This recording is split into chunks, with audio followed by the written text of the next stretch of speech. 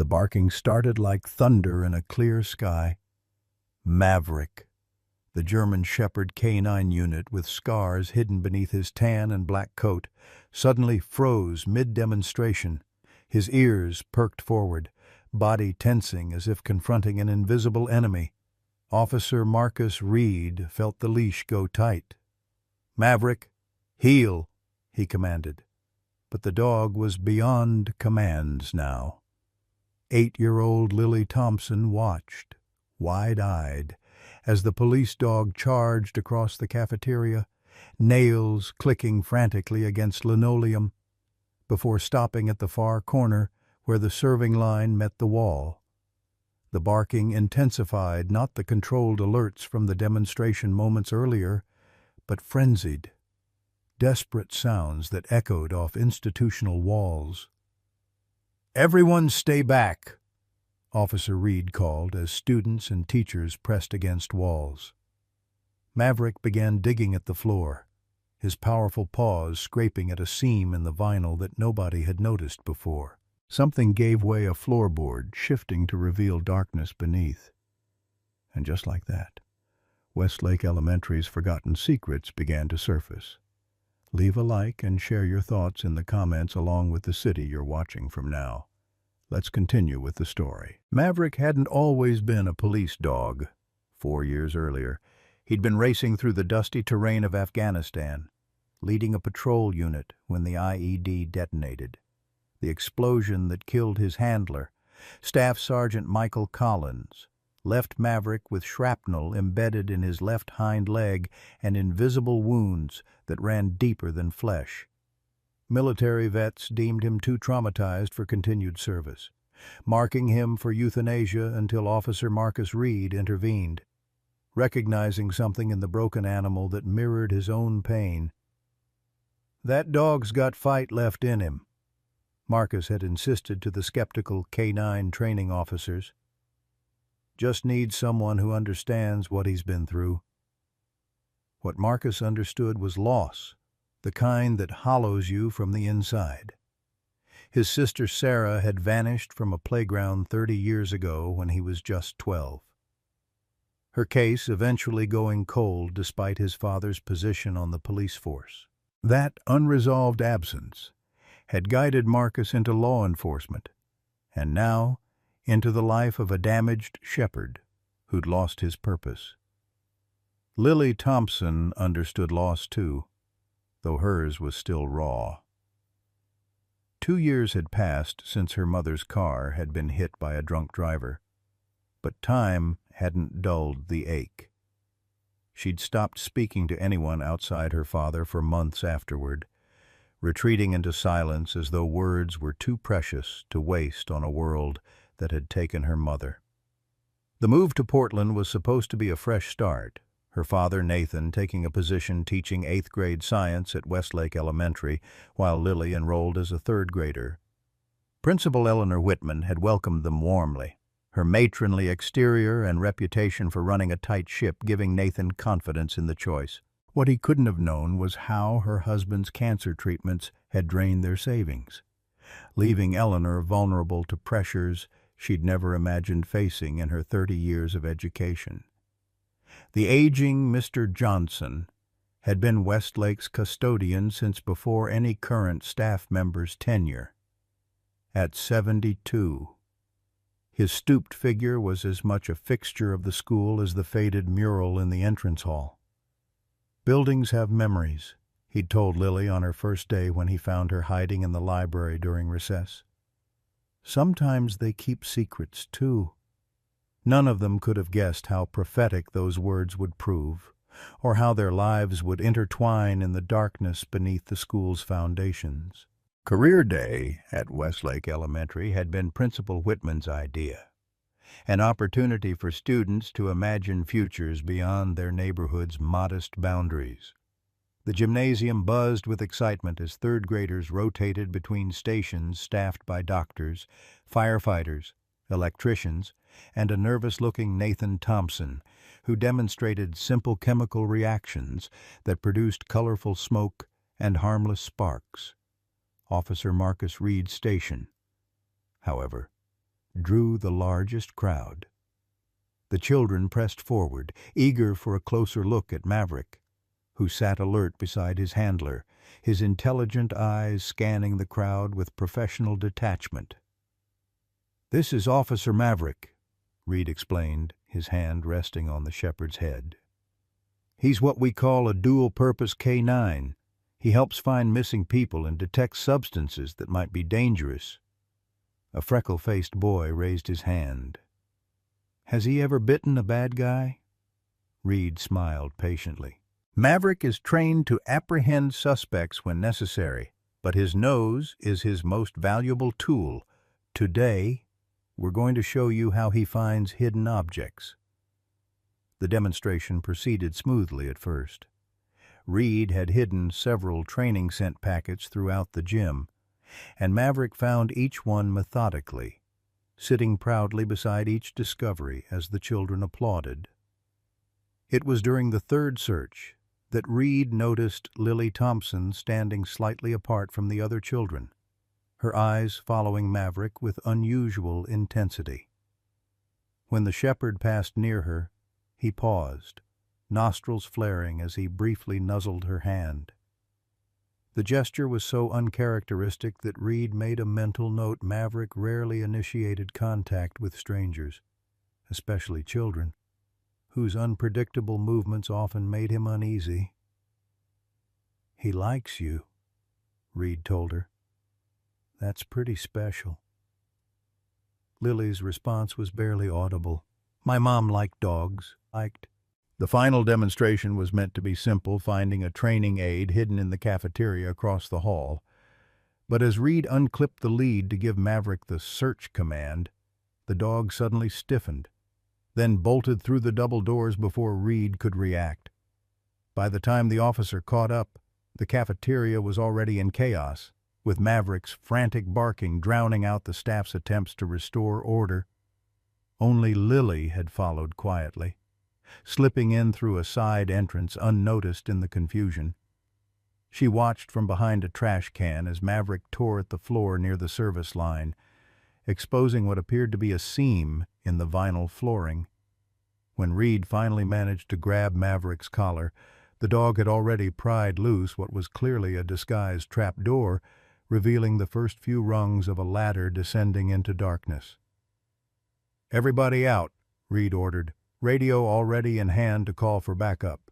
The cafeteria staff herded protesting children toward the exits, but Lily remained hidden, her curiosity overcoming the anxiety that normally kept her silent and invisible. When the room had emptied, except for Reed, Maverick, and the hidden Lily, the officer knelt to examine the opening, shining his flashlight into the space below. "This doesn't make any sense," he muttered to Maverick. "The building plans don't show any access points here." Lily's small voice startled him. "Mr. Johnson says there are tunnels everywhere underneath, from when it was a hospital." Reed turned, surprised. "Lily?" "Right. You shouldn't be in here. It could be dangerous." "Maverick wanted to show you," she said simply, as though this explained everything. Before Reed could respond, the cafeteria doors swung open and Principal Whitman hurried in, her normally composed face tight with concern. "Officer Reed, what's happening? The children are saying something about a hole in my cafeteria floor." Reed stood, positioning himself subtly between the principal and the exposed opening. "Ma'am, are you aware of any basement access points in this area of the building?" The slight tremor in Whitman's hand as she adjusted her glasses might have gone unnoticed by most, but not by Reed, whose career had taught him to recognize the tiny tells of concealed knowledge. "That's impossible," she said. "Those old tunnels were sealed off decades ago when the building was renovated for school use." As if responding to the falsehood, Maverick growled low in his throat, causing the principal to take an involuntary step backward. By the time the school day ended, additional officers had secured the area, and parents collected their children amid whispered speculations. Reed had called in a structural engineer to assess the safety of the opening before further exploration, insisting that proper procedure be followed despite his burning curiosity. In the parking lot, Lily climbed into her father's weathered Honda Civic, unusually animated as she described the day's events. Nathan listened with growing concern, his knuckles whitening on the steering wheel. "Did anyone go down into the tunnel?" he asked, his voice carefully neutral. Lily shook her head. "Officer Reed said they have to make sure it's safe first. But Maverick really wanted to go down there. Dad, he knew something was wrong." Nathan's eyes flicked to the rearview mirror, checking whether they were being followed, a habit he'd developed recently that Lily had noticed but didn't understand. "Sometimes," he said finally, "it's better not to find what's hidden." The next morning, yellow police tape cordoned off the cafeteria entrance as students filed past, whispering excitedly about the mysterious discovery. A small convoy of unmarked police vehicles had arrived before the first bell, and Officer Reed stood conferring with a team of investigators near the main entrance. Maverick sat at attention beside him, his ears constantly swiveling to track every sound. Lily spotted them as her father dropped her off, noticing how Maverick's posture changed when he caught sight of her head lifting, tail giving a single, subtle wag of recognition. "Remember what we talked about," Nathan said, squeezing her shoulder gently. "Let the police do their job. Don't go wandering off." Lily nodded, but her father's warning only intensified her curiosity. There was something in his voice she rarely heard, the same tension that had appeared when he'd received certain phone calls in their old home, always taken in private. Principal Whitman's voice crackled over the intercom during homeroom, announcing that lunch would be served in classrooms due to maintenance issues in the cafeteria. She assured everyone that normal operations would resume soon, her tone betraying none of the nervous energy Lily had witnessed the previous day. By mid-morning, Lily had devised a plan. When her class lined up for their weekly library visit, she asked for a bathroom pass, then took a circuitous route that brought her within view of the cafeteria. 2 officers guarded the entrance, but the service door leading to the kitchen remained unattended. She slipped inside just as Mr. Johnson emerged from a supply closet, nearly colliding with her. "Whoa there, little lady," the elderly janitor said, steadying himself on his mop handle. "This area's off limits today." "I just wanted to see," Lily admitted, expecting to be escorted back to class. Instead, Mr. Johnson glanced around conspiratorially before leaning down. "Curious minds are how truths get uncovered. My daddy used to tell me that." He tapped his nose. "But timing matters. Come back during lunch period, they'll all be down there then, and the door'll be unguarded." Lily blinked in surprise. "You're not going to tell me to stay away?" The old man's weathered face crinkled into a maze of wrinkles. "Some things need witnessing, even by young eyes, especially by young eyes. The school's been keeping secrets too long." He straightened up with a grimace. "Now scoot before someone sees you." True to Mr. Johnson's prediction, when Lily returned during lunch, the police presence had shifted to the cafeteria floor, voices echoing up from the opening. She crept to the edge, lying flat to peer down into what appeared to be a concrete passageway illuminated by flashlights. Officer Reed's voice carried clearly from below. "These definitely aren't on any building plans I've seen." These tunnels look recently used, no dust accumulation you'd expect in a sealed space. Another voice, unfamiliar, authoritative, responded. Military hospitals in that era often had escape routes or storage areas built below ground. But this?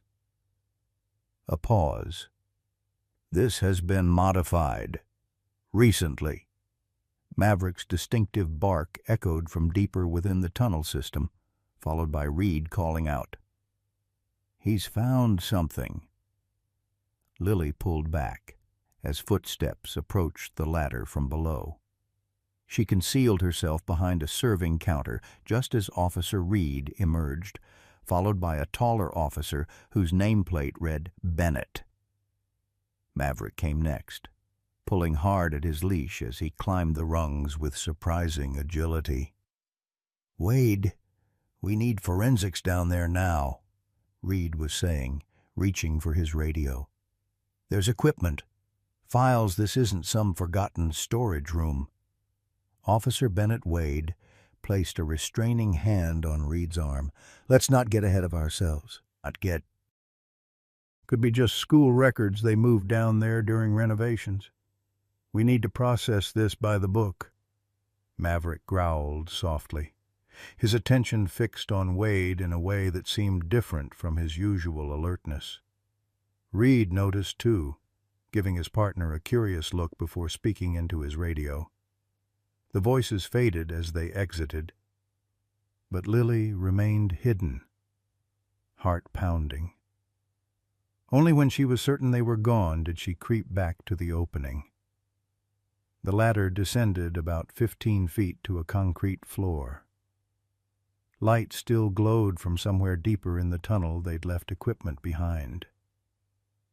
The sensible part of her brain screamed to retreat, but something stronger pulled her forward.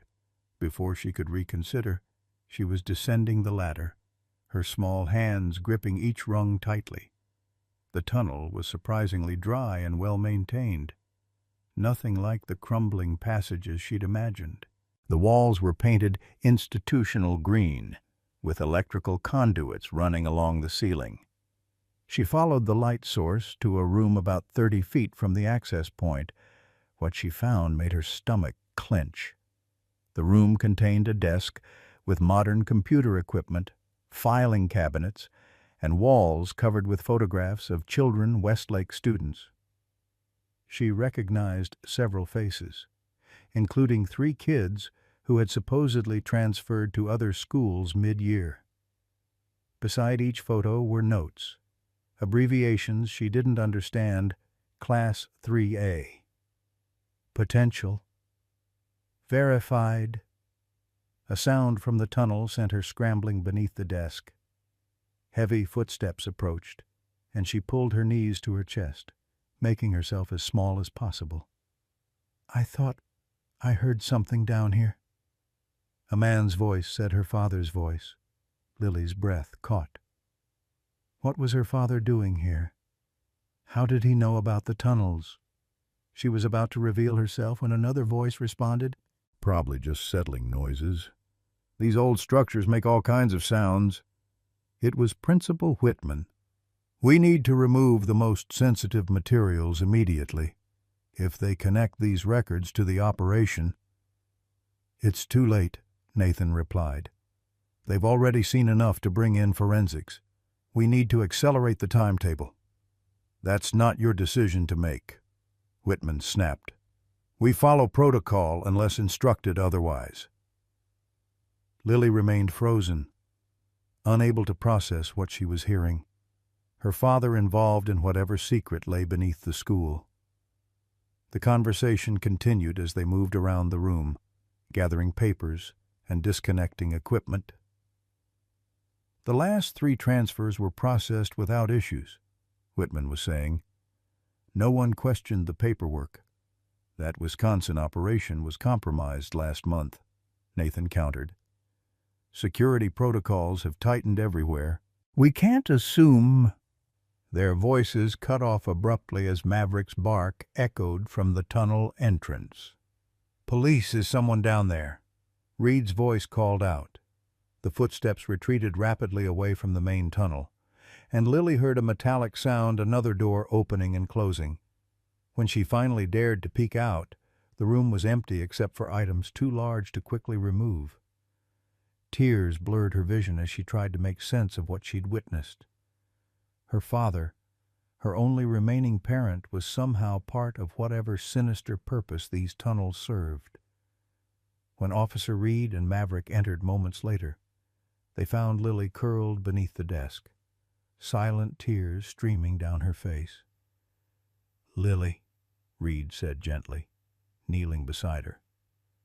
"What are you doing down here? It's dangerous." Maverick pushed past his handler, pressing his body against the trembling child in an uncharacteristic display of comfort. As Reed coaxed her out, Lily made a decision she wouldn't tell him about her father. Not yet, not until she understood what was happening. "I heard them talking," she whispered instead. "About student transfers. About an operation." Reed's expression hardened. "Who? Lily, who did you hear?" But Lily only shook her head, burying her face in Maverick's fur as the dog stood protective sentry beside her. The school gymnasium had been converted into a makeshift command center by afternoon. Folding tables replaced basketball equipment, now laden with evidence bags, laptops, and grim-faced officers reviewing materials.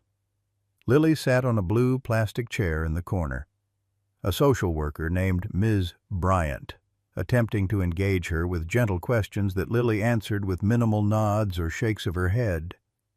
Only Maverick seemed able to draw her out of her shell. Reed had brought the shepherd over after noticing how the girl kept looking for him, and now the dog lay at her feet, occasionally lifting his head when her fingers stopped their rhythmic stroking of his fur. "It's called trauma bonding," Ms. Bryant explained quietly to Reed when he checked on them. "The dog represents safety to her right now. Whatever she saw down there frightened her deeply." Reed nodded, his eyes tracking Officer Wade Bennett as he directed the evidence cataloging across the room. Something felt off about his partner's handling of the case, his insistence on controlling which officers accessed the tunnel, his hurried removal of certain files before the forensics team arrived. "Has she mentioned her father?" Reed asked.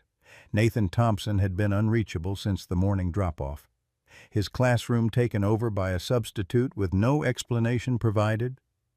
Ms. Bryant shook her head. "She's protecting someone.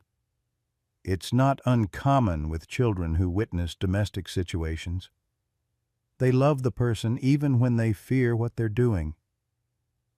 Across the gymnasium, Principal Whitman sat rigidly in a similar chair, answering questions from a detective.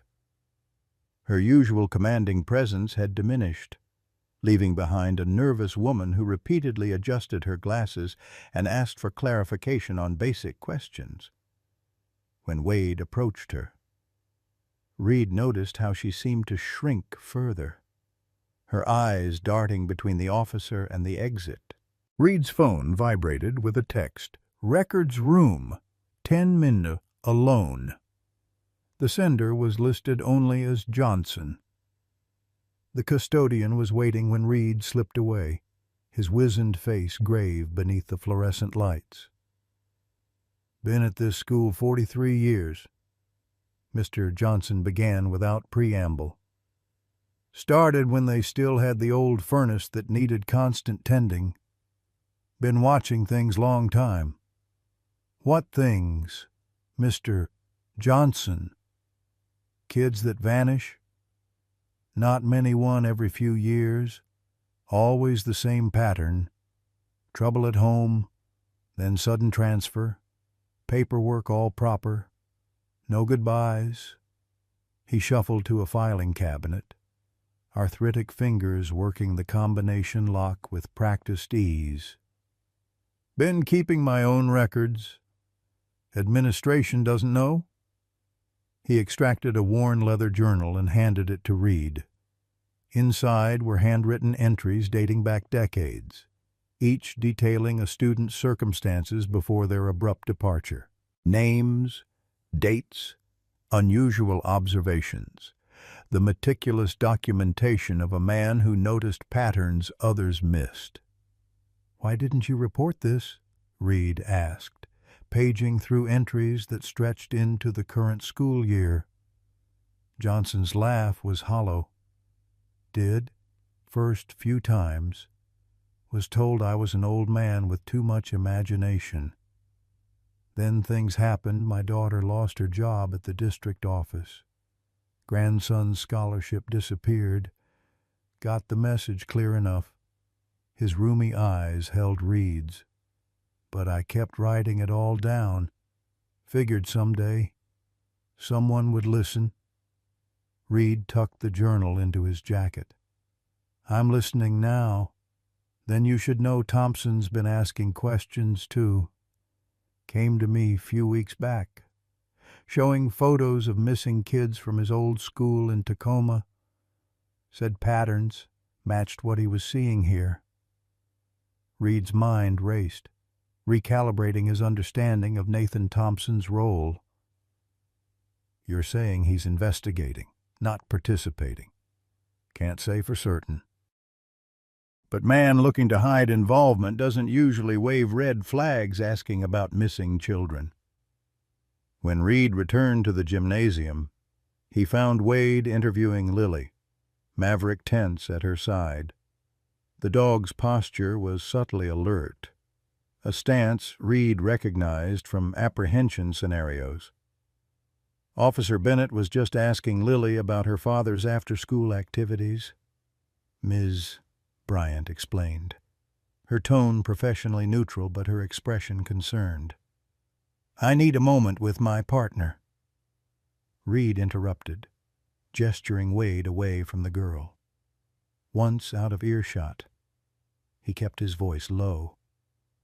"Since when do we interview minors without guardian consent or proper child services protocols?" Wade's smile didn't reach his eyes.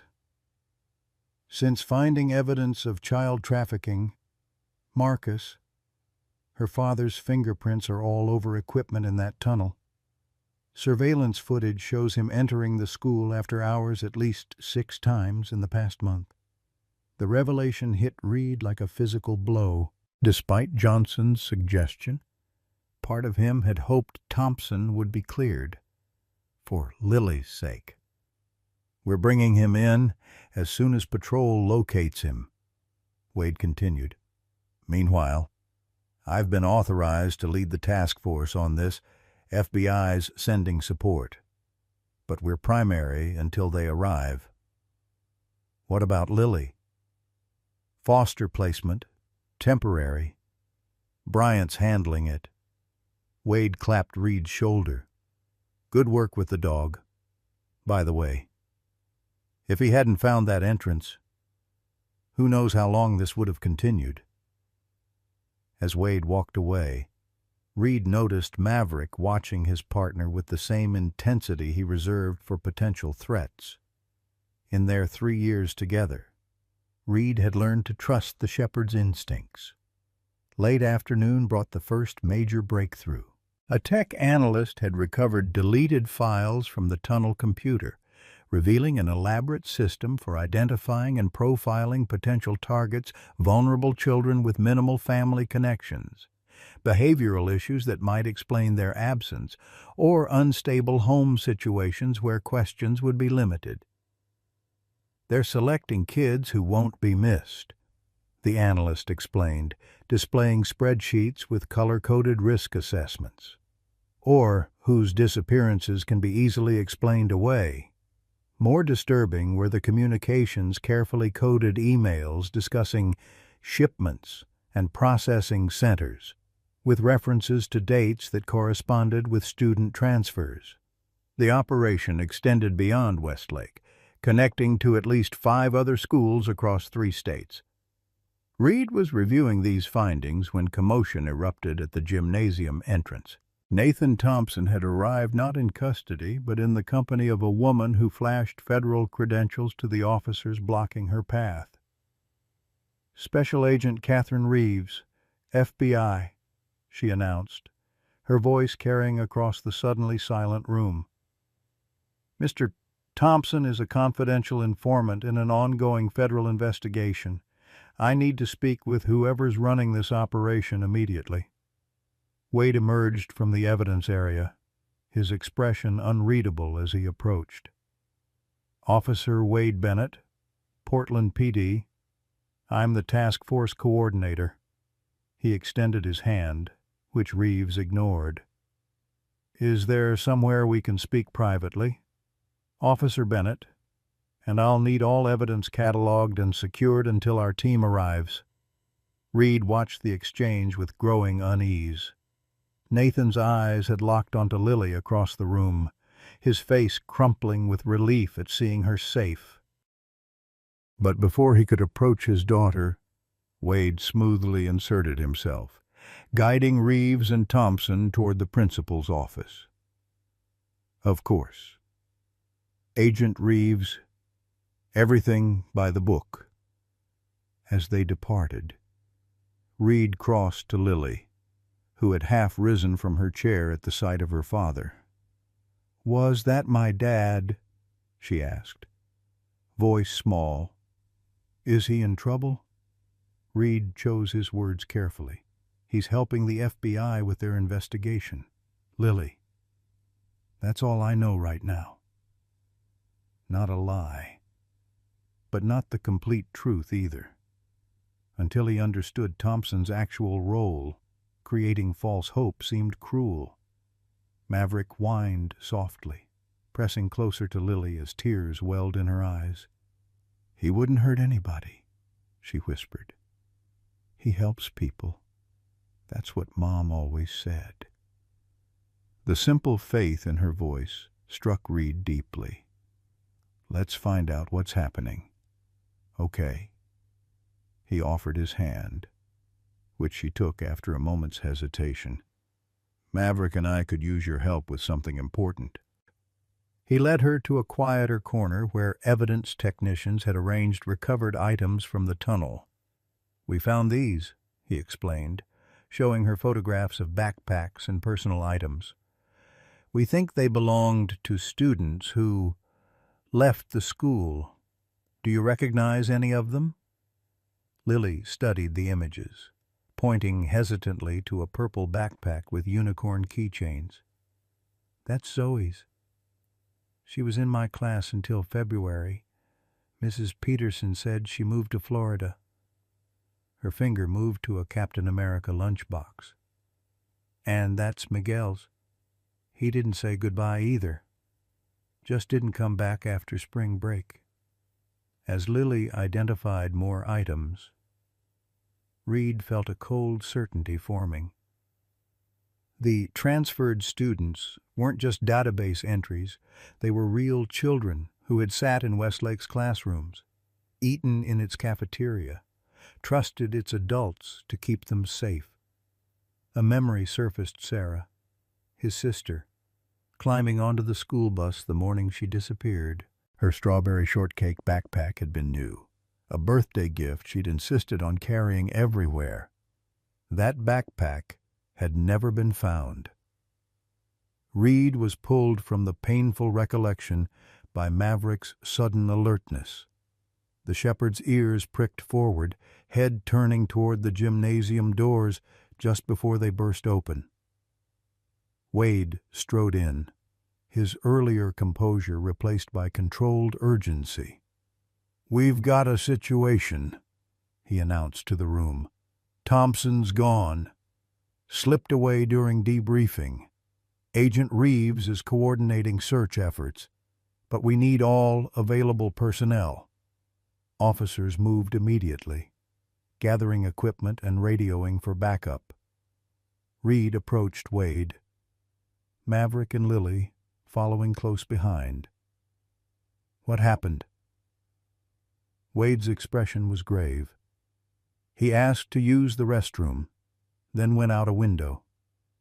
Reeves thinks he's running to destroy evidence at a secondary location. He lowered his voice. They found transaction records, Marcus, kids being sold through an adoption fraud scheme. Thompson's fingerprints were on everything. Reed glanced at Lily, who was picking up on the tension despite not hearing the words. I'll get her settled with Bryant, then join the search. No need, Wade countered. Keep the dog with you and secure the tunnel entrance. Thompson might try to access it again. He knows the layout better than we do. The assignment felt wrong, keeping Reed from the active search. But before he could object, Bryant approached to take Lily to her temporary placement. The girl's face crumpled as she realized she was being separated from both her father and her newfound protectors. "Can't Maverick come with me?" she pleaded. Arms wrapped around the shepherd's neck, Reed knelt to her level. "He needs to help find your dad, Lily, but I promise we'll come to see you as soon as we can." He hesitated, then added, "Your father loves you very much. Remember that." "Okay." She nodded, tears streaming silently as Bryant led her away. Maverick whined, watching until she disappeared through the doors. With the gymnasium emptying of personnel, Reed found himself increasingly isolated, left with only a skeleton crew to process evidence while the manhunt mobilized elsewhere. He used the opportunity to examine materials Wade seemed particularly interested in controlling computer logs, surveillance recordings, and communication records.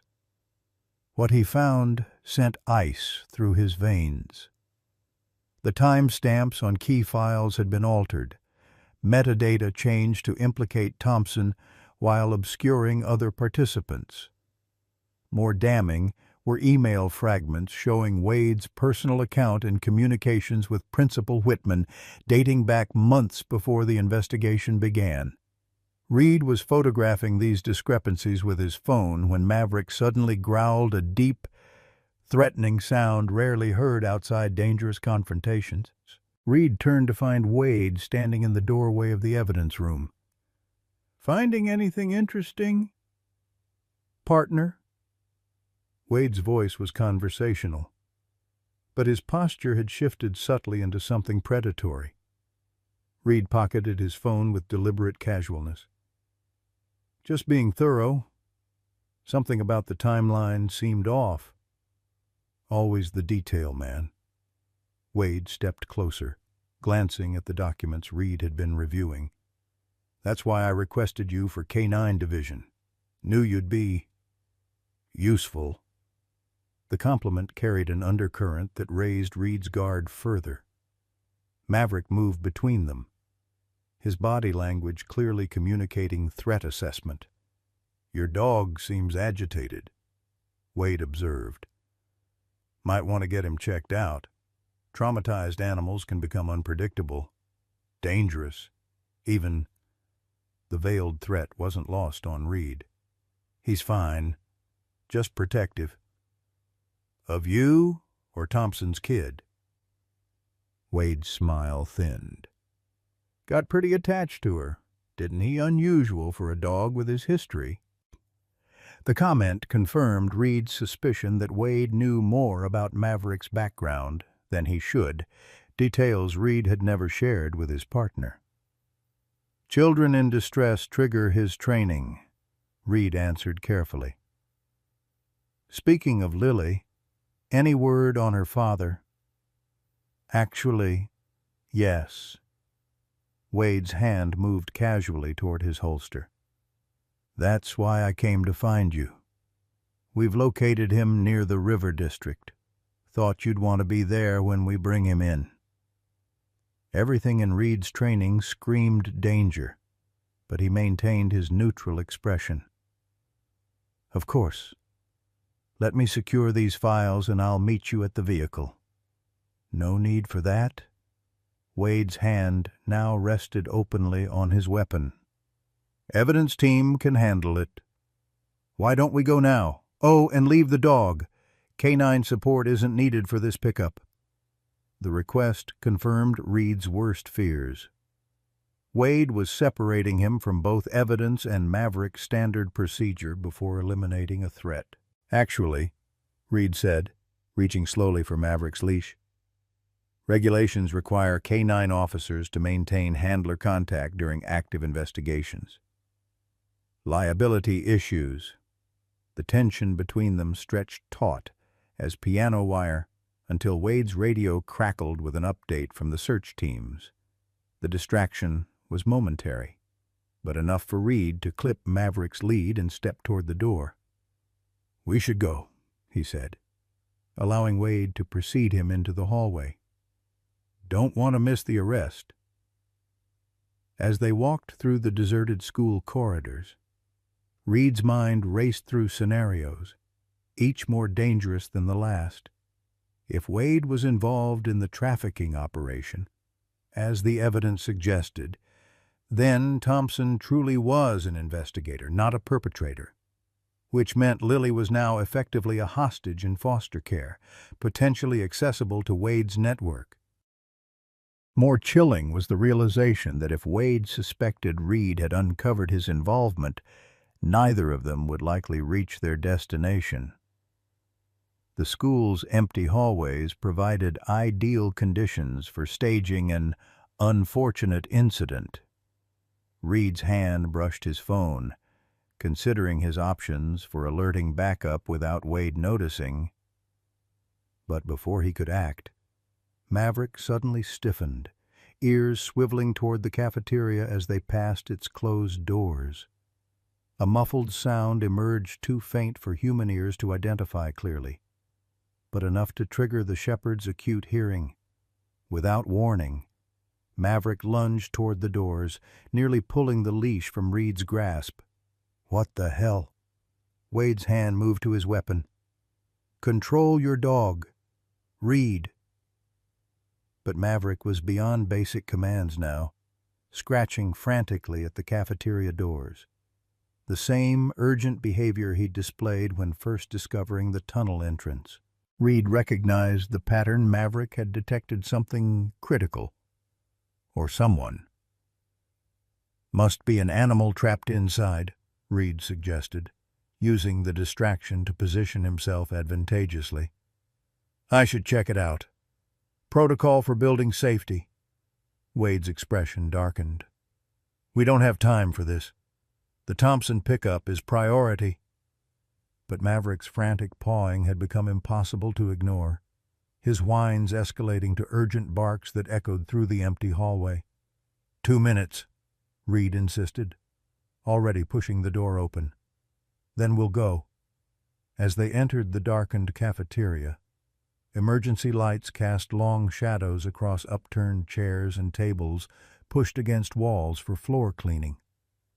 The tunnel entrance remained cordoned off with police tape, a single officer stationed nearby who straightened at their approach. "All quiet here, sir," the young patrolman reported to Wade. "No activity since the forensics team finished," Wade nodded dismissively. "We're just checking something, then heading out. Resume your position." But Maverick wasn't interested in the tunnel entrance. Instead, he pulled Reed toward the kitchen area, his nose working urgently along the baseboards until he stopped at a metal storage cabinet, pawing at its base while emitting the distinctive alert bark Reed had trained him to use for human scent detection. Someone was hiding in or behind the cabinet. Someone alive. "Probably rats," Wade said, his voice tight. "School this old is probably infested. Let's go."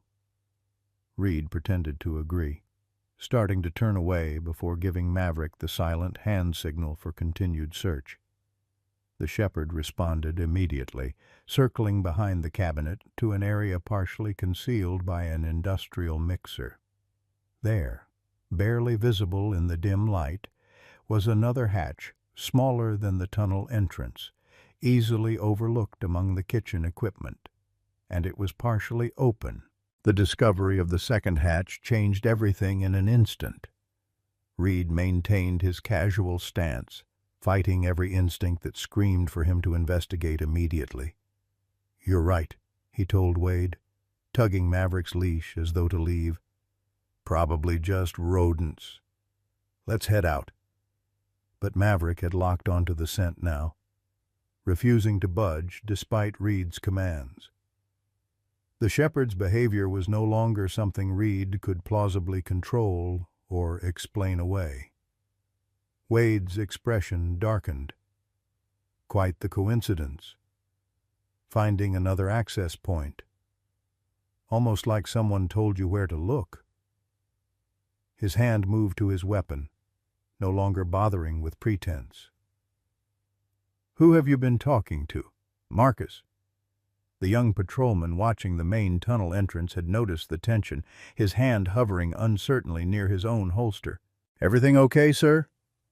"Officer Reed and I are handling a sensitive aspect of the investigation," Wade called back, his voice professionally calm, while his eyes remained fixed on Reed. "Continue securing the main entrance." Reed calculated his options, each more dangerous than the last. If he drew his weapon, he'd be escalating against a fellow officer with no proof of wrongdoing, potentially ending his career, or worse. If Wade was truly involved in the trafficking operation.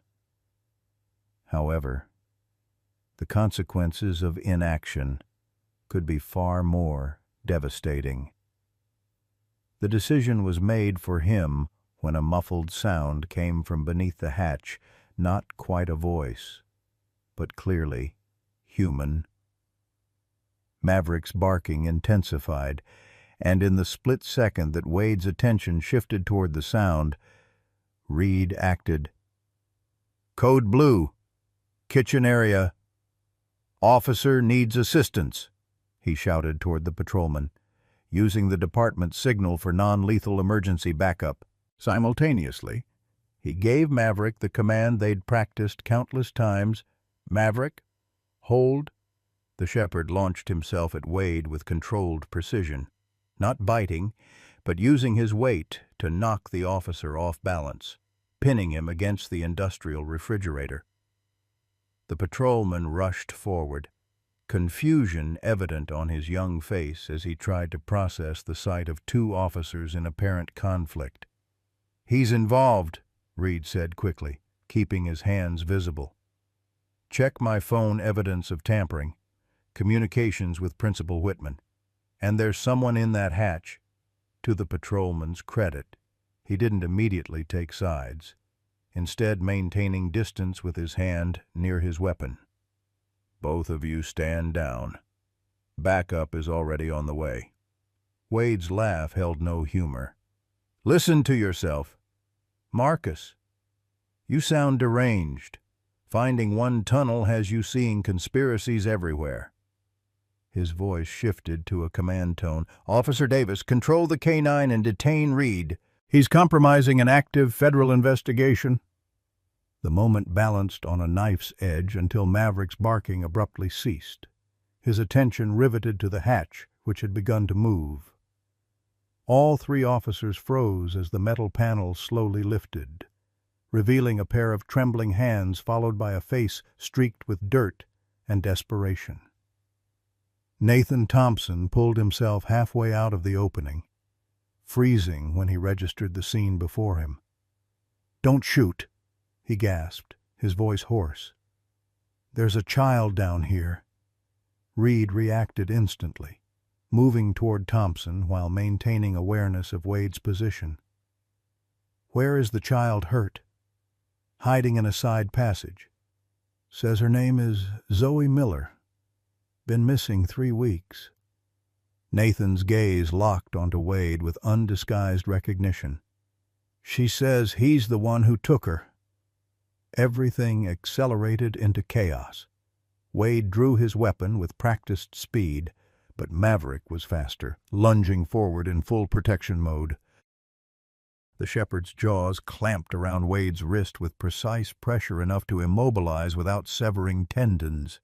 Exactly as he'd been trained. Wade's gun clattered to the floor as he screamed in pain and rage. Officer Davis drew his weapon, shouting commands that were lost in the confusion as Reed pulled Nathan clear of the hatch opening while simultaneously directing Maverick. "Radio for medical and additional units," Reed ordered Davis, who hesitated only briefly before complying, seemingly convinced by the genuine shock and pain in Wade's reaction. With Wade temporarily neutralized and backup summoned, Reed turned his attention to the hatch. "Zoe," he called into the darkness. "My name is Officer Reed. I'm here to help you. Are you hurt?" A small voice responded, so faint he nearly missed it. "He said he'd come back for me." "You're safe now," Reed assured her, though his racing mind questioned whether that was true. If Wade was involved, how deep did the conspiracy go? Who else in the department might be compromised? "Can you come to the ladder? I'll help you up." After agonizing seconds, a small figure appeared below a girl perhaps 9 years old, with matted hair and clothes that hung from her thin frame. Reed reached down, lifting her easily from the passage. She weighed almost nothing, her bones prominent beneath his hands. Nathan moved forward instinctively to help, but froze when Davis swung his weapon toward him. "Stay where you are," the young officer ordered, clearly overwhelmed by the rapidly evolving situation. "He's FBI," Reed explained quickly, setting Zoe gently on her feet while keeping a protective arm around her shoulders. "Undercover investigation. Wade is involved in the trafficking operation." Davis's eyes darted between them, indecision written across his face until the cafeteria doors burst open, admitting a swarm of officers with weapons drawn, followed by Agent Reeves and a medical team. "Officer Wade is injured but contained," Reed reported immediately, positioning himself to shield both Zoe and Nathan. "We've recovered a missing child and discovered a secondary tunnel access. I have evidence on my phone linking Wade to the operation." The next hour passed in controlled chaos. Zoe was whisked away by paramedics, her small hand clutching Reed's briefly before reluctantly letting go. Nathan provided Agent Reeves with information about the tunnel system's extensions beyond what had been mapped, while tactical teams prepared for further exploration. Wade, his wrist bandaged and his expression murderous, was led away in handcuffs, loudly proclaiming his innocence and demanding legal representation. Reed found himself sequestered in a classroom with Reeves and her team, his phone connected to their equipment as technicians extracted and verified the evidence he'd discovered. "Thompson has been working with us for 14 months, Reeves explained, her clipped tone conveying both urgency and exhaustion. His daughter's classmate disappeared from their previous school in Tacoma. Pattern matching led us to similar cases across the Pacific Northwest. We placed him here at Westlake after identifying it as a probable transit point." "Why wasn't local law enforcement informed?" Reed asked, stroking Maverick's fur as the shepherd rested at his feet, finally calm after the confrontation. Reeves's expression hardened. "Because we've identified law enforcement involvement in 3 jurisdictions already. We couldn't risk compromising the operation." Her gaze softened slightly. "For what it's worth, your name was cleared early in our background checks. That's why Thompson approached your custodian. He thought you might be receptive if presented with enough evidence." The revelation that he'd been investigated without his knowledge stung. But Reed pushed aside the feeling to focus on more immediate concerns. "What about Lily Thompson's daughter?" already retrieved from emergency foster placement and in protective custody with our agents. She's safe. Reeves checked her watch. Which brings me to our current situation. We've been monitoring encrypted communications since Wade's arrest. There's significant chatter suggesting a cleanup operation is being mobilized. Reed straightened. They're going to try to eliminate evidence and witnesses. Precisely. And based on the timeline, it's happening tonight. We believe Principal Whitman was instructed to access school records and destroy specific documentation before the FBI forensics team arrives tomorrow. She pulled up a diagram of the school on her tablet. More concerning, we've identified references to a package pending transfer. We believe that's code for a child scheduled for trafficking. Tonight. Reed felt cold dread settling in his stomach. Do we know which student? Not yet. But the communications reference final processing in the lower facility at 11 p.m.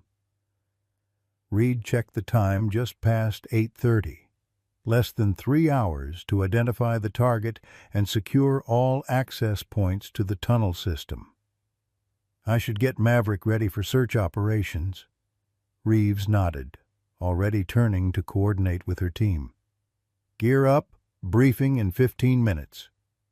As Reed led Maverick outside for a quick break, the shepherd's behavior shifted head-lifting, nose working the early evening air with renewed interest.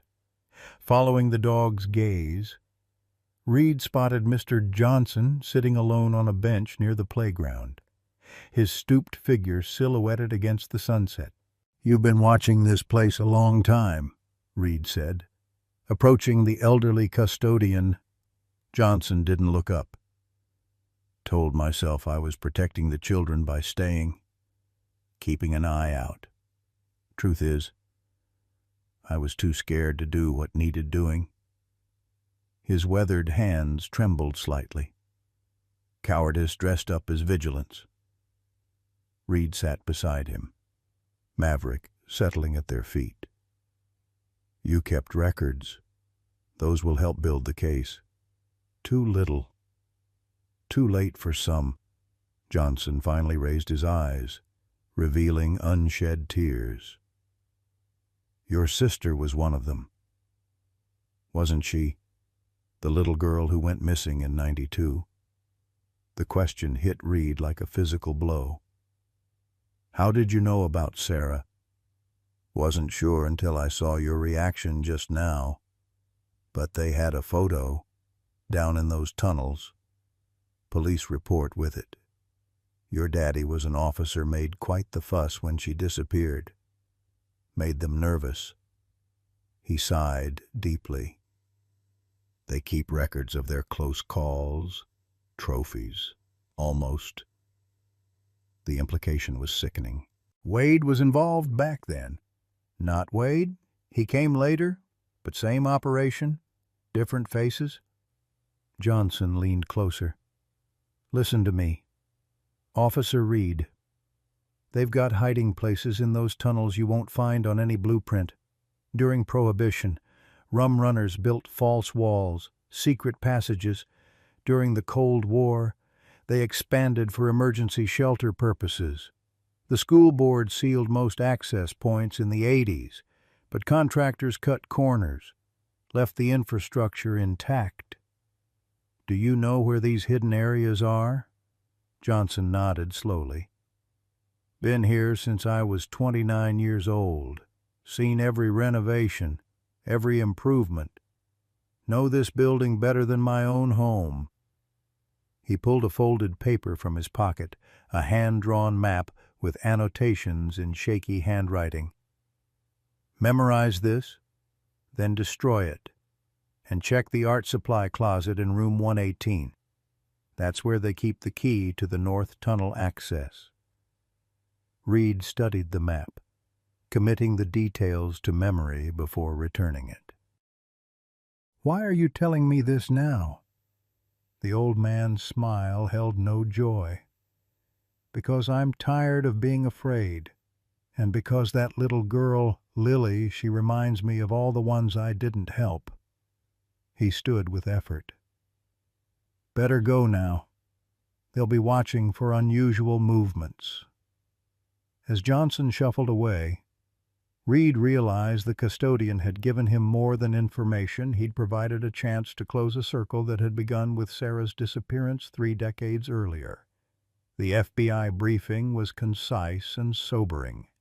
Surveillance had identified Principal Whitman entering the school 20 minutes earlier, using her administrative access despite the building being officially closed for the investigation. Thermal imaging suggested additional persons already inside the tunnel system, accessed through entry points outside the school perimeter. Based on communication intercepts, we believe they're preparing to move a child through the tunnel system to a waiting vehicle. Reeves explained to the assembled team. The rendezvous point appears to be an access tunnel that emerges half a mile from the school, near Westbrook Park. Reed indicated a section on their tactical map.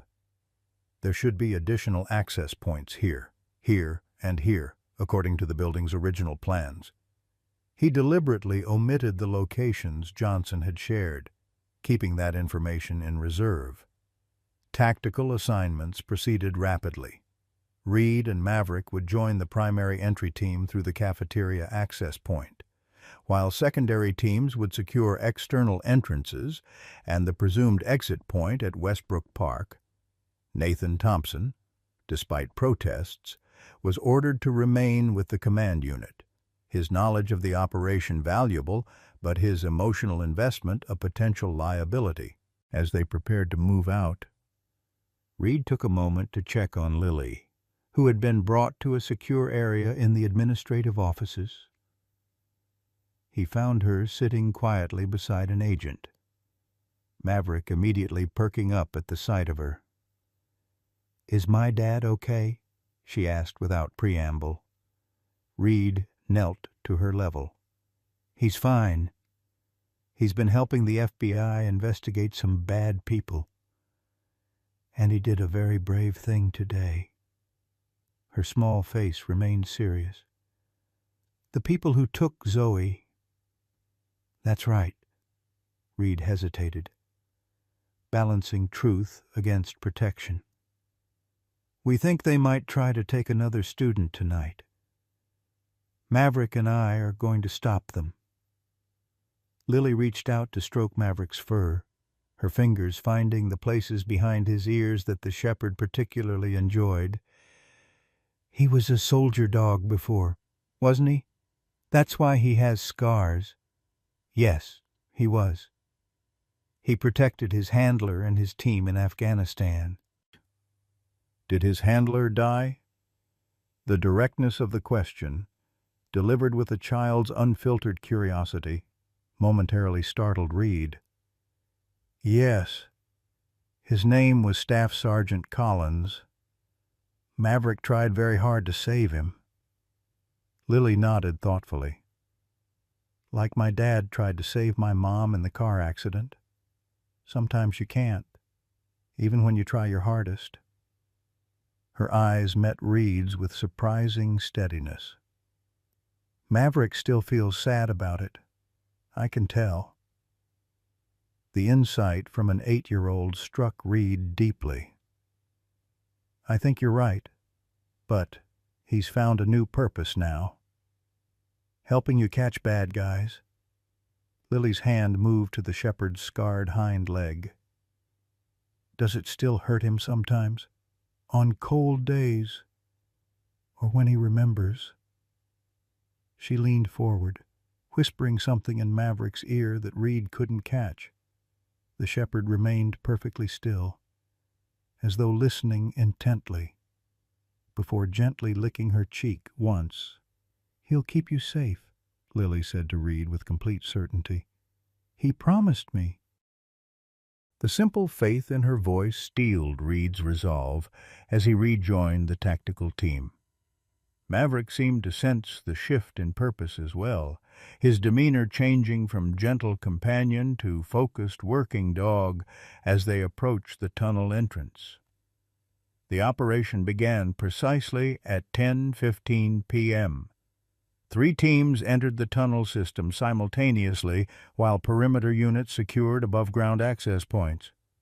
Reed and Maverick led Alpha Team through the cafeteria entrance, moving silently along the main passage with tactical lights illuminating their way.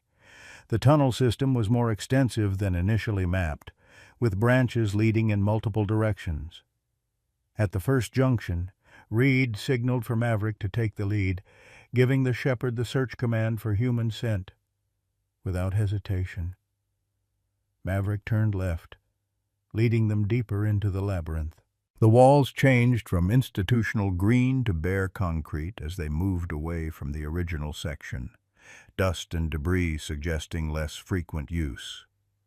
Yet Maverick continued confidently, his training allowing him to distinguish between old scent trails and recent human presence.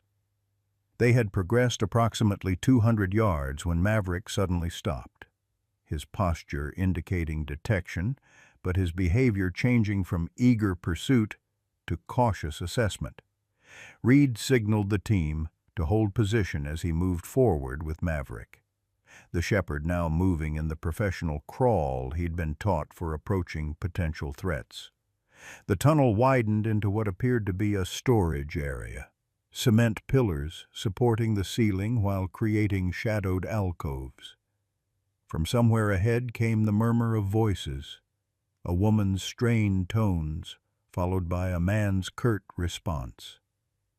Reed recognized Principal Whitman's distinctive cadence, her words becoming clearer as they advanced. "I told you it's too dangerous now. The FBI has the building secured. Plans have accelerated." The male voice was unfamiliar, its tone leaving no room for argument. "The package will be transitioned tonight as scheduled. The extraction team is already en route to the southern access point." Reed signaled the team's communications officer, who relayed the information to command. Moments later, confirmation came through their earpieces that Bravo Team was redirecting to the southern tunnel section to intercept the extraction team. "What about Wade?" Whitman asked, fear evident in her voice. "Contained for now. His legal team will ensure minimal cooperation. The operation will relocate and continue." The casual dismissal of the entire investigation sent cold anger through Reed. Years of trafficking children, treated as a minor business disruption rather than the destruction of young lives. Maverick sensed his handler's tension, pressing briefly against Reed's leg in what had become their silent communication of mutual support. The gesture centered Reed, bringing his focus back to the tactical situation. He signaled the team to prepare for entry, indicating positions around the storage area's perimeter. On his mark, they would move simultaneously to secure Whitman and her unknown accomplice, hopefully without alerting others who might be deeper in the tunnel system. But as Reed began the countdown, a child's frightened cry echoed from beyond the storage area, followed by sounds of struggle. Tactical discipline gave way to immediate response. Reed and Maverick moved first, rounding the final pillar to find Principal Whitman standing beside a man in dark tactical clothing, both turning in surprise at the sudden intrusion. Behind them, a second man was restraining a struggling child, a boy of about 10, with terror evident on his face. "FBI freeze!" Reed shouted as the team flooded into the space, weapons trained on the adults.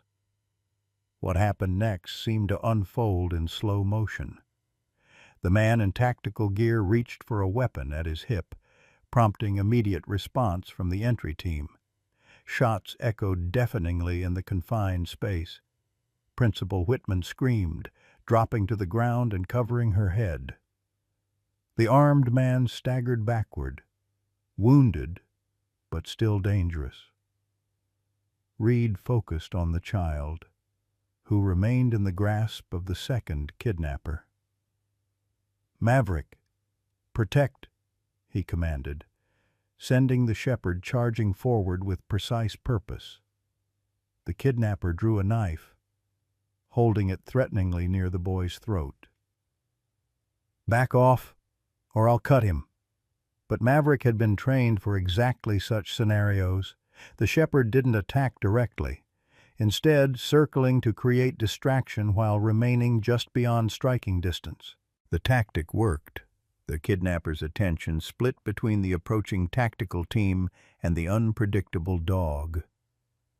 In that moment of division, the boy showed remarkable courage, stomping hard on his captor's instep and twisting sideways.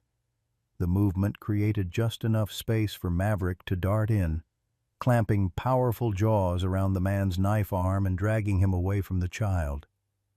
Reed rushed forward, securing the boy and pulling him to safety as the team subdued both kidnappers. Principal Whitman remained frozen in place, her earlier defiance replaced by shocked resignation as agents secured her as well. "Are you hurt?" Reed asked the boy, quickly checking for injuries.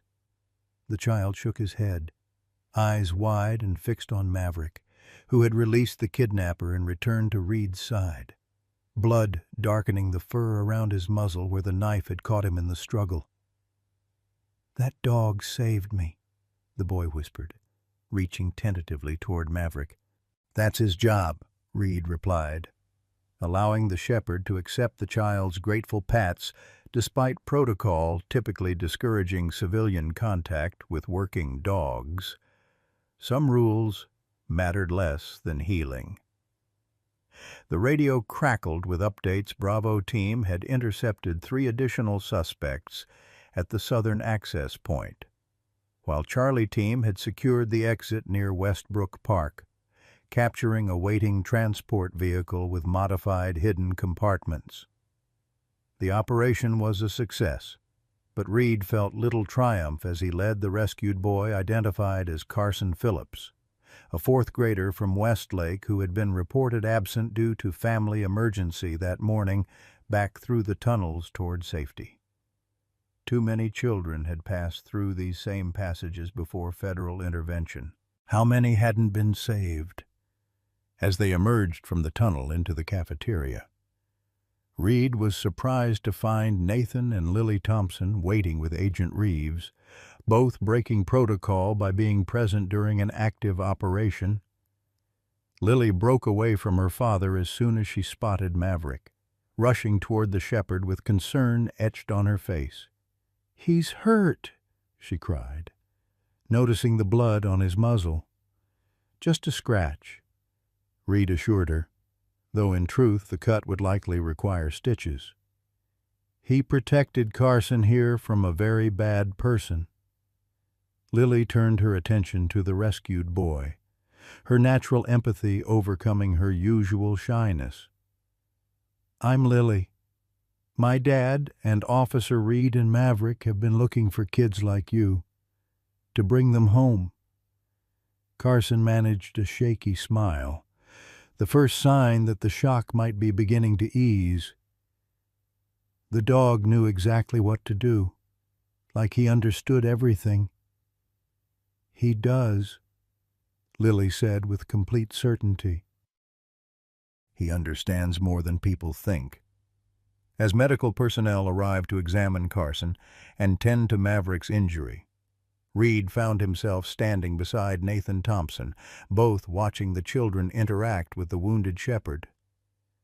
"Your daughter has a way with him," Reed observed.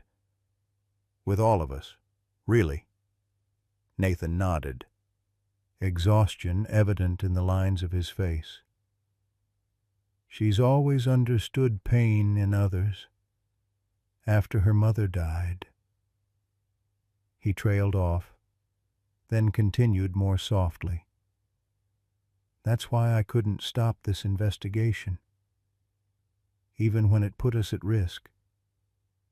Kelly, my wife, she would have never forgiven me for walking away when children were in danger." Reed thought of Sarah, Of the photo, Johnson had mentioned evidence that his sister had been one of the earliest victims of this operation. Some fights choose you. You don't choose them. Across the room, Lily had convinced the medical technician to allow her to help clean Maverick's wound, her small hands gentle as she worked alongside the professional. The shepherd, normally intolerant of medical treatment, lay perfectly still under her ministrations, his eyes never leaving her face. "What happens now?" Nathan asked, watching his daughter with a mixture of pride and lingering fear. Reed considered the question as Agent Reeves approached, her expression suggesting both satisfaction with the operation's outcome and awareness of how much work remained. "Now," she said, having overheard the question, "we follow every lead, every connection this investigation has uncovered. Wade's cooperation or lack thereof won't matter. We have enough electronic evidence to unravel the entire network." "And the children who have already been trafficked?" Nathan pressed, the question that had driven his undercover work from the beginning. Reeves' expression softened slightly. "Recovery operations are already being planned. Some will be straightforward, legitimate-appearing adoptions that can be reversed once the fraud is proven. Others—" She didn't need to finish the sentence. They all understood the grim reality that some children might never be recovered. As the conversation continued, Reed found his attention drawn back to Lily and Maverick. The shepherd had shifted position to rest his head in the girl's lap while the technician applied stitches to his muzzle, his eyes half closed in what appeared to be complete trust.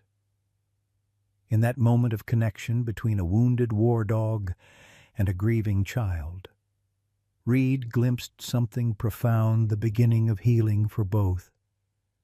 And perhaps, he acknowledged, for himself as well.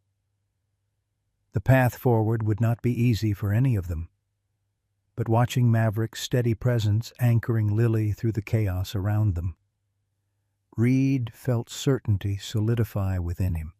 Some partnerships were meant to be, forged in shared trauma and purpose. Tonight was just the beginning. The fluorescent lights of Portland Memorial Hospital cast harsh shadows across the waiting room where Reed sat, elbows on knees, staring at the linoleum floor. It had been 6 hours since the raid on the tunnel system, 4 since they'd brought Nathan Thompson in with a gunshot wound that no one had noticed during the operation. The injury had been discovered only when Nathan collapsed while giving his statement, blood seeping through his shirt from what appeared to be a ricochet that had caught him during the exchange of fire in the tunnels. Lily sat beside Reed, her small body curled against Maverick, who lay on the waiting room floor despite hospital regulations against animals. No one had the heart to enforce the rule, not after a nurse had witnessed the girl's breakdown when they wheeled her father into surgery. The shepherd had been the only thing that calmed her, pressing his weight against her trembling form until the sobs subsided into silent tears. "Will my dad die too?" she had asked Reed in the hushed tone of a child who already knew too much about loss. "The doctors are very good here," he'd answered, unable to offer false promises. "Your father is strong."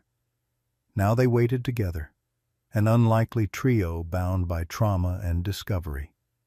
Maverick's muzzle sported fresh stitches, the fur around the wound shaved to reveal pink skin beneath. The shepherd hadn't left Lily's side since their arrival, his usual alertness focused entirely on the child as though she were the only assignment that mattered. Agent Reeves appeared at the entrance to the waiting area, her crisp suit rumpled from the long night. She approached with the measured steps of someone bearing news they were still determining how to deliver. "He's out of surgery," she said without preamble. "The bullet fractured a rib and nicked his lung, but they've repaired the damage. He's stable. Relief washed through Reed, but Lily's reaction was subdued, the cautious hope of a child who had learned that good news could be followed by devastating loss. "When can I see him?" she asked, her fingers buried in Maverick's fur. "Soon. He's in recovery now." Reeves settled into the chair across from them. "In the meantime, we need to discuss your situation, Lily. With your father in the hospital and the investigation ongoing, we need to arrange temporary placement for you." The girl's body tensed instantly. "I want to stay with Officer Reed and Maverick." The request caught Reed off guard, though perhaps it shouldn't have. The bond formed in crisis often created attachments that defied conventional relationships. "That's not standard protocol," Reeves began, but her expression suggested she was already considering alternatives to the system's usual rigid pathways. "He understands about my mom," Lily said quietly. "And Maverick keeps the bad dreams away." Reed found himself speaking before fully processing the implications. "I can take temporary custody. I have the space, and Maverick is already comfortable with her." He met Reeves's evaluating gaze. "Unless there are relatives who should be contacted. Her mother's parents are deceased, and Nathan has no siblings. There's an aunt in Michigan, but the relationship is distant." Reeves tapped her fingers against her knee, weighing options. "I'll need to clear it with family services, but given the circumstances and your position with the department, it might be the most stable option for now." Lily's posture relaxed slightly, though the worry remained etched in her features. "Can we bring Maverick to visit my dad when he wakes up?" "We'll work something out," Reed promised, knowing hospital rules would be another battle entirely. Reeves rose to make calls, leaving them alone again. Reed noticed Maverick's subtle shift. The shepherd had positioned himself to maintain physical contact with Lily, while simultaneously gaining a clear view of the waiting room entrance. Even wounded, he remained on duty. "He was someone else's dog first," Lily said unexpectedly, her gaze following Reed's to Maverick. "Before you?" Reed nodded. "His first handler was named Michael Collins, Staff Sergeant Collins. He died protecting people. Yes, he did. And Maverick couldn't save him, even though he tried really hard." Lily's insight was startling in its clarity. "That's why he has the bad dreams, too. Dad says I have them because I couldn't save Mom in the car." The simple articulation of grief's complex burden left Reed momentarily speechless. He had never considered Maverick's night terrors, the whimpering, the twitching paws, as manifestations of survivor's guilt, though the parallel to human trauma was obvious once named. "I think you might be right," he said finally. "Sometimes trying our hardest isn't enough, and that's the hardest thing to accept." Lily nodded solemnly. "But it helps when someone understands." Her hand stroked Maverick's scarred leg with gentle precision. "That's why he knew I needed him when you brought him to school, and why he found Zoe and Carson." The theory that Maverick had somehow recognized a fellow survivor in Lily seemed both impossible and perfectly logical. Reed had worked with the shepherd for 3 years, yet this 8-year-old child had identified a connection he'd missed entirely. A commotion at the emergency entrance interrupted his thoughts. Medical personnel rushed toward incoming gurneys, their urgent commands cutting through the hospital's subdued atmosphere. Reed recognized the uniforms accompanying the new arrival's tactical gear from the FBI team that had been processing the southern tunnel access point. "Stay here with Maverick," he instructed Lily, moving toward the entrance to investigate. An agent he recognized from the briefing was speaking rapidly to the attending physician. Exposure to unknown chemical agent. 4 agents down. Symptoms include respiratory distress and disorientation. What happened? Reed asked, showing his badge to gain access to the conversation. The agent's expression was grim. Booby trap in a hidden room. Canister activated when the door was breached. Appears to be a dead man's switch designed to destroy evidence if the network was compromised. What kind of evidence? Records. Decades worth. From what we could see before the evacuation. Names, dates, destinations. The agent lowered his voice. And photographs. Hundreds of them, going back to at least the early 90s. Sarah. The realization hit Reed with physical force. Evidence of his sister's fate had likely been in that room, answers to questions that had haunted his family for 30 years. Now potentially lost forever. Were you able to recover anything? Some digital media. It's being analyzed now with hazmat protocols. The agent checked his phone as it vibrated with an incoming message. I need to get back. They're bringing in specialized recovery teams. Reed returned to the waiting area, his mind racing with implications. If the trafficking network had maintained records for that long, the scope was far greater than they'd initially estimated. Not just Westlake Elementary, not just Portland, but potentially a multi-state operation spanning decades. Lily had fallen asleep against Maverick, her small body finally surrendering to exhaustion. The shepherd remained alert, acknowledging Reed's return with a subtle ear movement, but maintaining his protective position beside the child. You knew, didn't you? Reed whispered to Maverick, settling back into his chair. You sensed there was more beneath that school than anyone realized. The shepherd's intelligent eyes held his gaze steadily, as though confirming the assessment. A doctor approached, still wearing surgical scrubs. Officer Reed, Mr. Thompson is asking for his daughter. Relief flooded through Reed.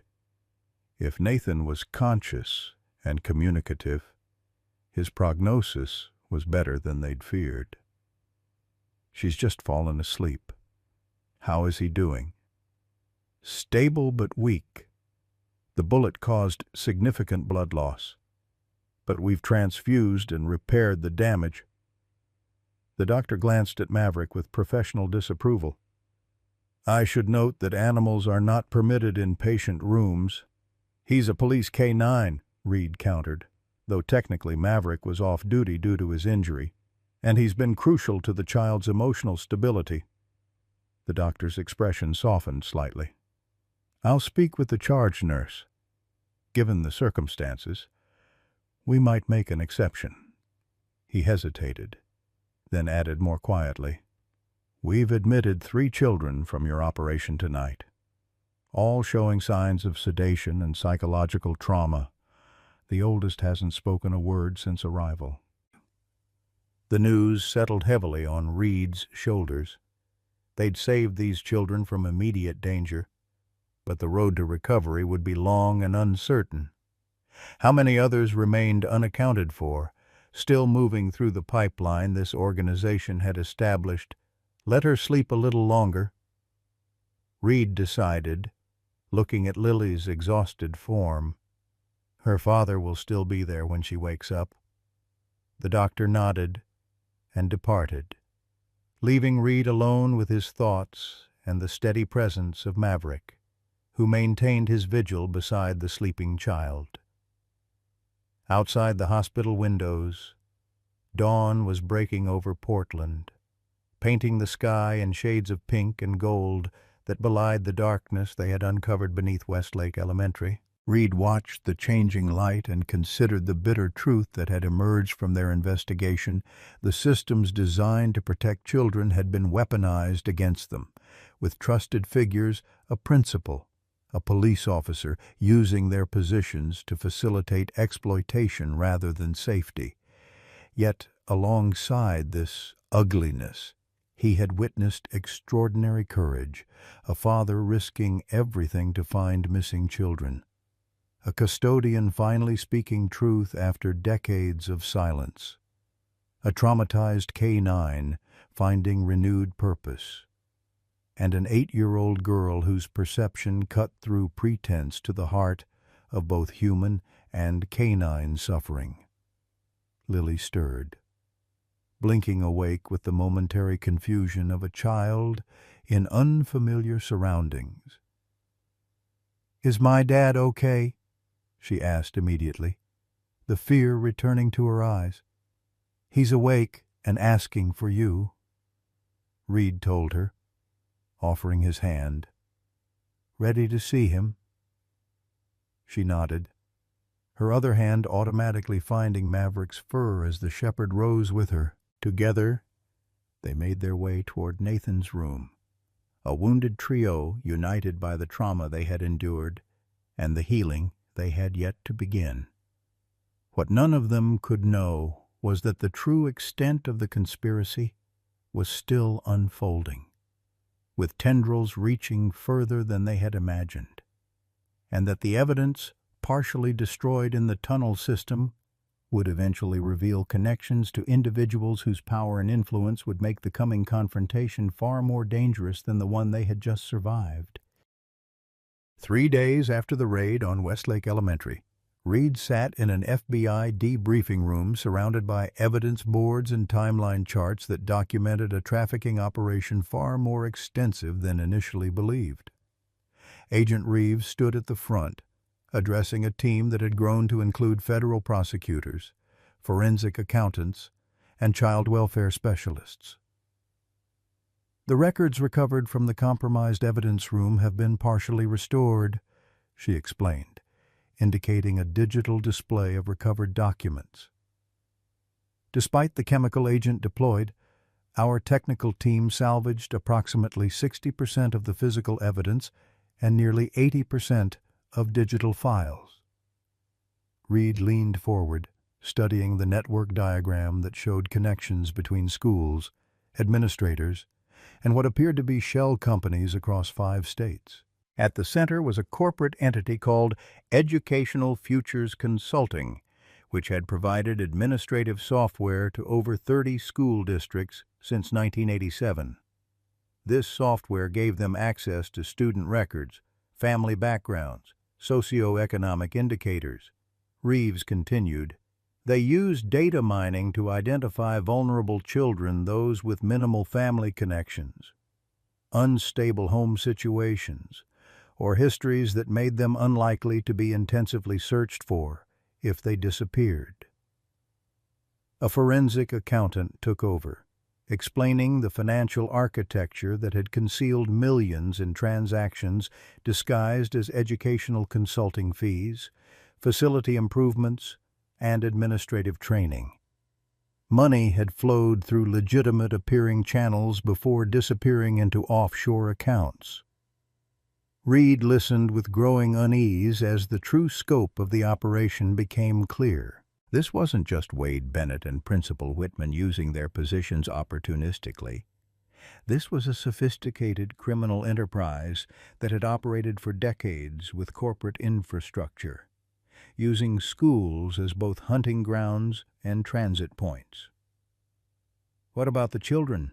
he asked during a pause in the presentation. "How many are we talking about?" Reeves's expression tightened. "Based on the recovered records, we've identified 147 children processed through this network since 1990. Of those, 62 were placed through fraudulent adoptions that appeared legitimate on paper. Those will be our first recovery priority. The remaining cases—" She hesitated. "Many were moved internationally, primarily to Eastern Europe and Southeast Asia." The implication hung heavily in the air. Those children would be far more difficult to locate, if they could be found at all. "There's something else you should know. Officer Reed." Reeves nodded to an assistant who handed her a file. "Among the recovered photographs, we found this." She placed a slightly damaged photograph on the table. Despite the chemical degradation along one edge, the image was clear enough. A young girl, perhaps 7 years old, with familiar features that struck Reed like a physical blow. Sarah, his sister, photographed inside what appeared to be one of the tunnels beneath Westlake. The timestamp in the corner read 06/14/1992, 3 days after her disappearance. Reed's hand trembled slightly as he touched the edge of the photograph. She was processed through Westlake. It appears so. The accompanying documentation indicates she was one of their early acquisitions. There's a notation about heightened risk due to her father's position in law enforcement. Reeves's voice softened. "I'm sorry. Marcus, we're prioritizing her file in the recovery investigation. But given the time frame..." She didn't need to finish. After 30 years, the chances of finding Sarah alive were minimal. The best they could hope for was closure, finally knowing what had happened after she disappeared from that playground decades ago. "There's more," Reeves continued after giving Reed a moment to process. "Wade Bennett didn't create this operation. He was recruited into it approximately 8 years ago. His handler appears to be someone with significant influence in the Portland legal system."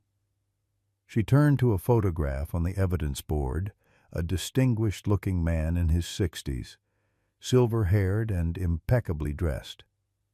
Judge William Hargrove, 27 years on the bench, considered for the state Supreme Court twice. His position allowed him to quash investigations, suppress evidence, and ensure any cases that did reach the judicial system were dismissed or diverted.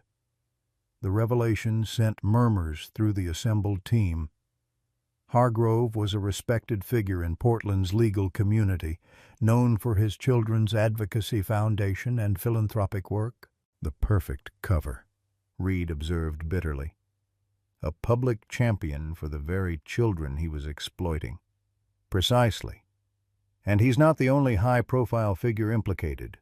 We've identified connections to 2 state legislators, a deputy superintendent of education, and several prominent business leaders." Reeves closed the file. "Which is why this operation is now classified at the highest level. The individuals involved have resources, influence, and powerful incentives to silence this investigation." Reed thought of Nathan Thompson, still recovering in the hospital with Lily rarely leaving his side. Of Maverick, whose wounds were healing but who remained hypervigilant whenever anyone besides Reed or Lily approached. Of the rescued children, some reunited with desperate parents, others placed in specialized therapeutic facilities to address traumas too severe for standard foster care. "What happens next?" he asked. "We build the case methodically, working from the lower levels up to the key orchestrators. Wade Bennett is cooperating minimally, but Principal Whitman has provided substantial information in exchange for consideration during sentencing." Reeves surveyed the room. "Meanwhile, we've implemented protective measures for key witnesses, including the Thompson family." The briefing concluded with assignment updates and security protocols. As the room cleared, Reed remained seated, the photograph of his sister still before him. Reeves lingered, understanding his need for a private moment. "She looks like you," she observed quietly. "Same determined expression." Reed nodded, unable to speak past the constriction in his throat. Sarah had been missing for 30 years longer than she had been alive, yet the wound remained unhealed. a void around which his family had constructed their lives. His father had died still searching, his mother had retreated into a shell of religious devotion, and Reed had channeled everything into law enforcement, driven by questions that now might finally have answers. "Take it," Reeves said, indicating the photograph. "It's been digitally preserved for evidence. This copy should be with family." Reed carefully placed the image in his wallet before rising to leave. "I should check on Lily and Nathan. They're being moved to a secure location tomorrow," Reeves informed him. "Nathan's recovery is progressing well enough for transport. You and Maverick are cleared to accompany them, given your established relationship with the child." The established relationship was a clinical description for what had developed between Reed, Maverick, and Lily Thompson. In the days since the raid, he had become her de facto guardian, bringing her to visit Nathan daily while providing the stability she desperately needed. Maverick had become her constant companion, the shepherd's protective instincts fully engaged by the child's vulnerability. At the hospital, Reed found Lily where he expected, curled in a chair beside her father's bed, reading aloud from a book while Maverick lay at her feet. An FBI agent stood discreetly outside the door, part of the protection detail assigned to the family. Nathan looked up as Reed entered, his color better than the previous day. "Officer Reed, good timing. Lily was just finishing this chapter." "I can come back," Reed offered, but Lily was already closing the book. "It's okay. We can finish later." She climbed down from the chair to greet Maverick, who received her attention with dignified patience. "Did you find more bad guys today?" The directness of children never failed to catch Reed off guard. "We're working on it. There are quite a few people involved in what happened at your school." Nathan's expression darkened. "How high does it go?" Reed glanced at Lily, weighing how much to reveal in her presence. "It's okay," Nathan assured him. "She knows this isn't a simple case. Honesty has been our policy since her mother died." Reed nodded, respecting the parenting choice while still moderating his response. "We've identified connections to the judicial system and state government. The operation was much larger than we initially thought." "Judge Hargrove," Nathan said with certainty, surprising Reed. "I'd begun to suspect his involvement before everything happened. His foundation provided enrichment grants to schools where children later disappeared. You've been thorough in your investigation." Reed acknowledged, impressed by Thompson's research despite his civilian status. "My daughter's classmate in Tacoma was taken by this network," Nathan replied, his voice hardening. "Emily Prescott, 8 years old, raised by her grandmother who was in early-stage dementia." Perfect target for them, vulnerable. Minimal advocacy, easily explained absence. When the police dismissed it as a family situation, I started looking myself. Lily had settled on the floor with Maverick during this exchange, seemingly absorbed in a game of teaching the shepherd to offer his paw on command. But Reed noticed how her ears tracked the adult conversation. She was processing everything, filing away information in that perceptive mind. "Agent Reeves says you're being moved tomorrow," Reed said, changing the subject slightly. "A safe house until the initial arrests are completed." Nathan nodded. "They briefed me this morning, somewhere in Washington State, near the Olympic Peninsula." He hesitated. "They mentioned you and Maverick would be accompanying us. If that's acceptable to you. Lily seems to have bonded with Maverick, and my K-9 experience makes me a logical security addition." Reed kept his tone professional, though the arrangement had more emotional implications than he was admitting. "More than acceptable," Nathan said with evident relief. "You're the only officer she trusts right now. And frankly, after discovering how deeply law enforcement was compromised, I share her caution." Before Reed could respond, Maverick suddenly stiffened, his attention fixing on the doorway with the alertness that signaled potential threat assessment. Seconds later, the door opened to admit a nurse Reed didn't recognize, pushing a medication cart. "Time for pain management," she announced cheerfully, reaching for Nathan's chart. Something in Maverick's continued tension triggered Reed's instincts. "ID badge, please," he requested, positioning himself between the nurse and Nathan's bed. The woman's smile never faltered as she displayed her hospital credentials, Maureen Lister, RN, but Maverick's low growl deepened. "Is there a problem?" she asked, hand hovering near the medication drawer. Reed studied the badge, which appeared authentic, then glanced at the medication chart on the wall. "Mr. Thompson isn't due for pain management for another 2 hours."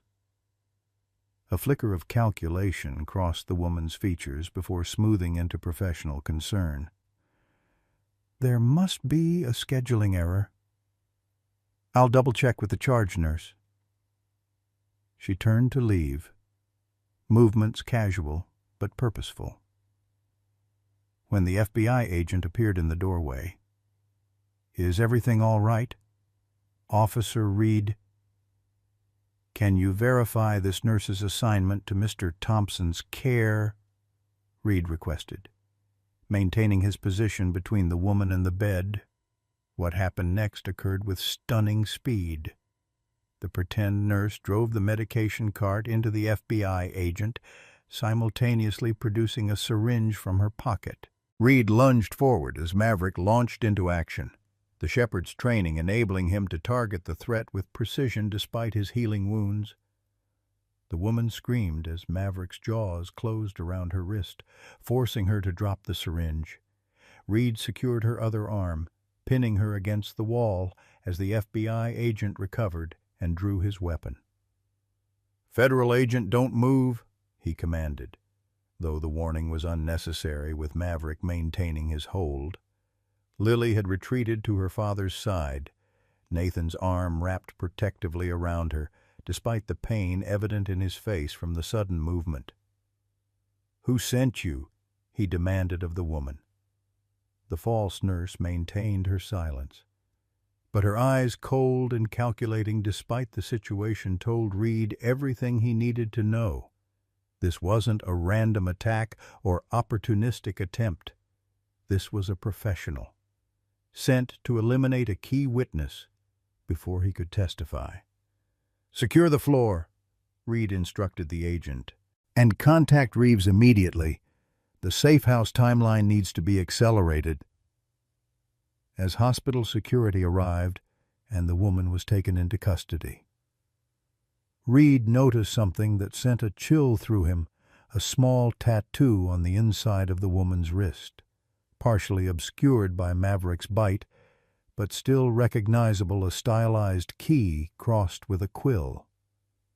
The same symbol had appeared on documents recovered from the tunnel system, identified as the mark of the network's elite enforcement team. They had already begun eliminating liabilities. Hours later, after Nathan and Lily had been secretly transferred to a temporary secure location within the hospital complex, Reed sat alone in an empty waiting room, Maverick alert at his feet. The shepherd had refused food since the incident, maintaining operational vigilance despite Reed's attempts to ease him into rest mode. "You did good work today," Reed told him quietly, rubbing the spot behind his ears that usually brought comfort. "Above and beyond." Maverick acknowledged the praise with a subtle shift of his ears, but maintained his watchful posture, periodically scanning the room's entry points. Reed's phone vibrated with an encrypted message from Reeves. Attempted infiltration at 3 hospitals today, all targeting witnesses, expediting all protective transfers. Prepare for 0500 departure. The message confirmed his worst fears. The network had resources to mount simultaneous operations targeting witnesses across multiple locations. They were organized, informed, and clearly had access to internal information about the investigation, which meant no one, not even within the FBI operation, could be fully trusted. Reed deleted the message and leaned back, calculating risks and contingencies while Maverick maintained his silent vigil. Tomorrow would begin a new phase of this unfolding nightmare, with the lives of Nathan and Lily Thompson directly in their hands. And somewhere within the evidence still being processed was the truth about Sarah, a truth he had sought for 30 years, now tantalizingly within reach, but shadowed by the same powerful forces that had taken her in the first place. Outside the window, Portland's lights glittered against the night sky, beautiful and oblivious to the darkness that had operated beneath its surface for decades. Reed watched a plane's lights cross the horizon and made a silent promise to his sister, to Lily, to all the children whose lives had been destroyed by this network. No matter how high it reached, no matter who was implicated, he would see this through to the end. 3 months after the discovery beneath Westlake Elementary, autumn painted the Olympic Peninsula in fiery hues of red and gold. The safe house, a renovated forest ranger's cabin nestled among towering cedars, had become home to an unlikely family forged in trauma and healing. Reed stood on the wraparound porch, coffee mug warming his hands against the morning chill as he watched Lily and Maverick exploring the edge of the clearing, the girl pointing out interesting finds to the attentive shepherd. Maverick moved with only the slightest hint of stiffness from his healed injuries, his rehabilitation aided by daily walks with Lily through the surrounding forest. The shepherd's transformation over these months had been remarkable, from a canine defined by his working function to a more balanced creature who could transition between vigilant protector and gentle companion. With Lily, he displayed a patience Reed had never witnessed before, tolerating her impromptu grooming sessions and listening with pricked ears to her stories as though understanding every word. "They're good for each other," Nathan Thompson said, joining Reed on the porch. His recovery had been slower than the doctors initially predicted, the bullet's damage compounded by stress and exhaustion from his months of undercover work. But the gaunt pallor had finally given way to healthier color, and he moved with increasing strength each day. "She's good for all of us," Reed replied, thinking of how Lily's perceptive kindness had created a bridge between 2 wounded men who might otherwise have maintained professional distance. Nathan nodded toward the forest edge where Lily was now showing Maverick a particularly interesting pine cone. The prosecutor called again this morning. Grand jury indictments are coming down today, 37 defendants in the first wave, including Judge Hargrove and State Senator Mercer. And the second wave, international warrants, cooperation with Interpol. They've identified receiving operations in 6 countries. Nathan's expression darkened. Though the trail goes cold for the earliest cases, including Sarah. The unspoken knowledge hung between them that Reed's sister had been among the first children trafficked through this network, her case now decades old with minimal documentary evidence surviving. Agent Reeves also sent the final security assessment. Nathan continued. They believe the immediate threat has diminished with the key operatives in custody. will be relocated to permanent witness protection after the preliminary hearings. But he hesitated, choosing his words carefully. The program doesn't typically accommodate non-family attachments. Reed understood the implication. Once Nathan and Lily entered witness protection, their connection to Reed and Maverick would be severed. No contact, no information, a complete break to ensure their safety. "When?" Reed asked, his voice rougher than intended. 6 weeks. After I testify in the preliminary hearings." Nathan studied his coffee, avoiding eye contact. "Lily doesn't know yet. I've been trying to find the right moment." The thought of explaining to Lily that Maverick, her constant companion through nightmares, anxiety attacks, and the slow rebuilding of trust, would suddenly disappear from her life seemed cruel beyond measure. Yet witness protection protocols existed for good reason, particularly with a network as far-reaching as the one they had uncovered. "There might be alternatives," Reed suggested. "My resignation from the force has been processed. I could potentially apply for the program as an affiliated protective asset."